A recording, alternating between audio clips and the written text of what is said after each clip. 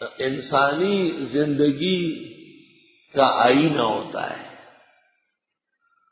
اور انسانی زندگی کے 3 رخ ہیں، ایک ماضی کا، دوسرا حال کا، تیسرا استقبال کا۔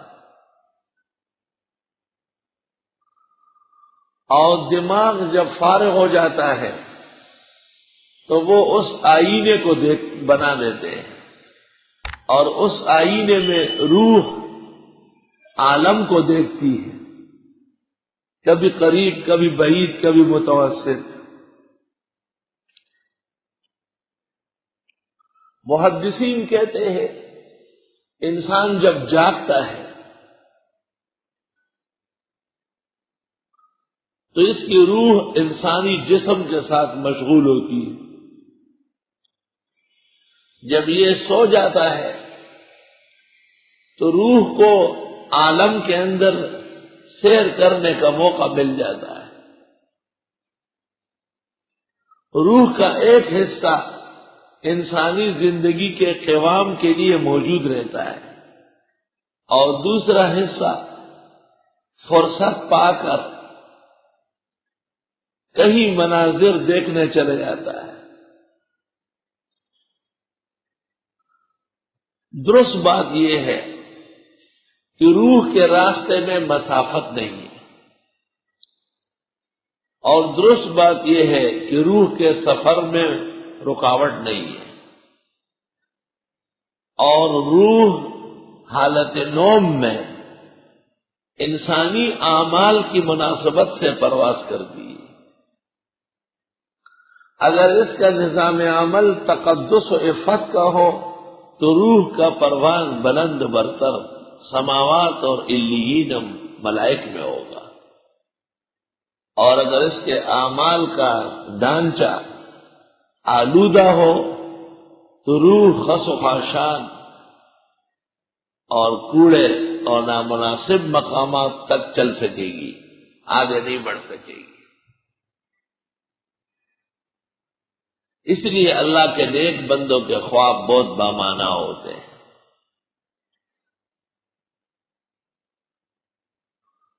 خواب کے اندر اشیاء کے ٹھکانے دکھائی دیتے ہیں۔ اللہ تعالیٰ کے ہاں ہر چیز کا ایک شکل ہے، اور ان اشکال کا جو وجود ہے اس کو عالم مثال کہتے ہیں۔ مثلا خربوزہ ہے تو جب یہ پیلا ہو تو مردانہ خوشی ہے، اور جب یہ سرخ ہو تو زنانہ خوشی ہے۔ واسکٹ کسی نے پہنا ہے، اگر مرد نے پہنا ہے تو لڑکا ہو جائے گا، اور اگر خاتون نے پہنا ہے تو بھی لڑکا ہوگا، لیکن اگر مرد نے واسکٹ پہنا ہے لیکن سرخ رنگ کا ہے تو بچی ہو جائے گی اور معتبر قسم کی ہوگی، اور خاتون نے قمیص پہنی ہے بالکل سفید تو اشارہ ہے کہ لڑکا ہونے والا ہے۔ ہر چیز کے علیحدہ رنگ ڈھنگ ہے عالم مثال میں، اور کامیاب معبر اس کا علم وسیع ہوتا ہے، تجربہ راسخ ہوتا ہے، وہ اس کے رنگ ڈھنگ اداؤں سے معنی پکڑنے لگتا ہے۔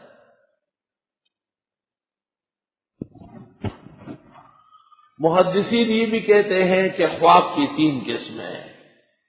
ایک کو کہتے ہیں اضغاث احلام، پراگندہ خواب، جیسے کسی نے کھانا زیادہ کھایا، پیٹ بھرا ہوا ہے اور وہ آسمانوں میں چڑھ رہا ہے، یا بنگالی ہے اور اس نے مرچ مسالے والا تیز سالن کھایا، یا کوئی ملک کا باشندہ ہے جس کی عادت چاول کھانے کی نہیں ہے اور اس نے تیز مسالے والے چاول کھائے، تو وہ خواب دیکھتا ہے کہ میں پہلے آسمان میں ہوں، میں نے چھلانگ ماری 4تھے آسمان پر چلا گیا۔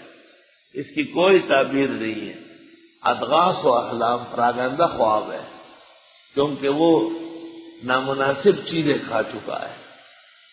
موسم کا بھی دخل ہوتا ہے، برسات کے خواب بیکار ہوتے ہیں، تیز بارش اور آندھی میں خواب دیکھے جاتے ہیں، اس سے دماغی توازن میں قدر تزلزل ہوتا ہے، خواب بے معنی رہ جاتے ہیں۔ خواب کی دوسری قسم کا نام ہے تسویل۔ تسویل بل سولت لکم انفسکم امرا، تسویل الشیطان۔ اچھا خواب تھا لیکن شیطان بیچ میں آ گیا اور اس نے اس کا معنی متاثر کر لیا۔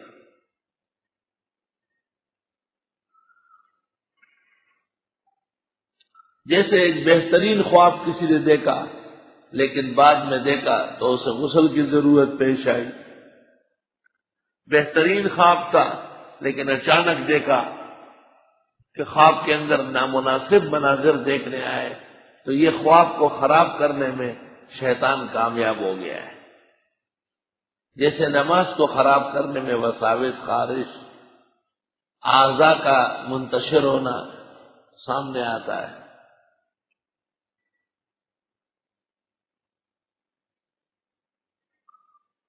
اس کے بھی معنی کی ضرورت نہیں ہے۔ اور تیسرا خواب ہے، اس کو کہتے ہیں مبشرات۔ لم یبقى من النبوت الا المبشرات، نبوت تو باقی نہیں ہے لیکن اچھے خواب آ سکتے ہیں۔ اور فرمایا خواب نبوت کا 46واں حصہ ہے۔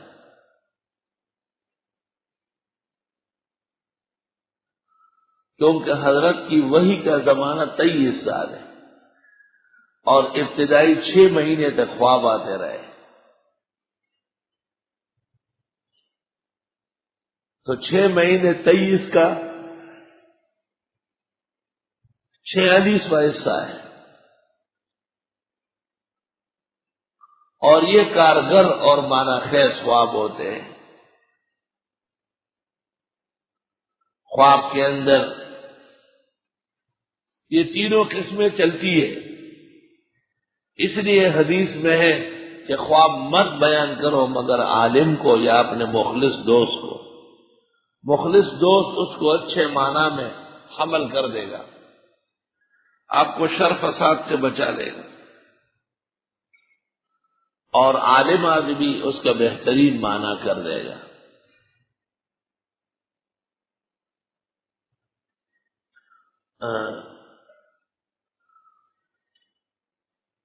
ایک خواب کے مفاہیم ہوتے ہیں، ایک قریب کا دوسرا دور کا۔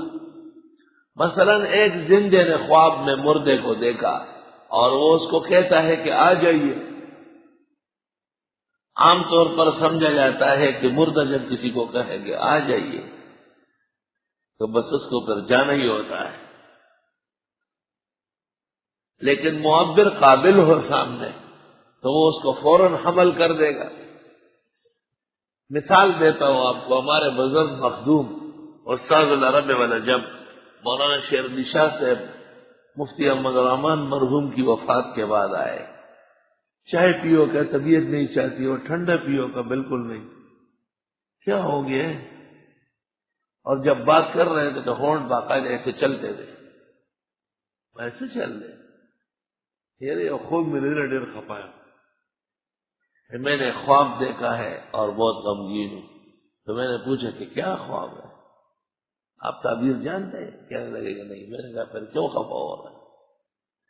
کہ مفتی سے مفتی احمد الرحمان نے مجھے کہا کہ آ جائیے۔ میں سمجھ گیا۔ میں نے کہا حضرت کی اہلیہ کو اور بال بچوں کو مقامی انتظامیہ سے تکلیف ہے، آپ ان کے گہرے دوست ہیں، آپ کو آنا چاہیے، ان کی صلح کر لیں۔ اچھا یہ مطلب؟ میں نے کہا یہ مطلب۔ اور شام تک میں وہاں لے گیا اور کچھ تصفیوں میں شریک ہو گئے، تو خواب کے لیے قریبی محمل تلاش کیا اور اس کو اس پہ ڈال دیا ہے۔ اور یہ معبر کا کمال عقل و تجربہ ہے۔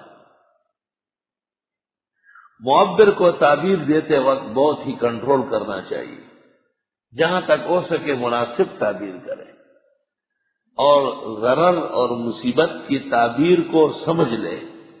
معبر کو یہ پتہ چلنا چاہیے کہ یہ تعبیر آ جائے گی یا بچ سکے گا۔ اگر خدا نخواستہ تعبیر آنے والی ہے تو پھر تعبیر نہ دے، تدبیر دے. تعبیر بالکل نہ دے، تدبیر کر لے کہ بھئی صدقہ کر لے، خیرات کر لے، بکرے کاٹے، سورج ڈوبنے سے پہلے پہلے بڑی مضبوط قسم کی گائے کاٹے. یہ تدبیر ہے. اور تعبیر سے معذرت کر لے کہ تعبیر کی ضرورت نہیں، تدبیر کر لو، جلدی کرو. یعقوب علیہ السلام نے بھی حضرت یوسف کو تعبیر نہیں دی بلکہ تدبیر فرمائی کہ لا تقصص رؤیاک علی اخوتک، بھائیوں کو نہ بتا. یہ تدبیر ہے.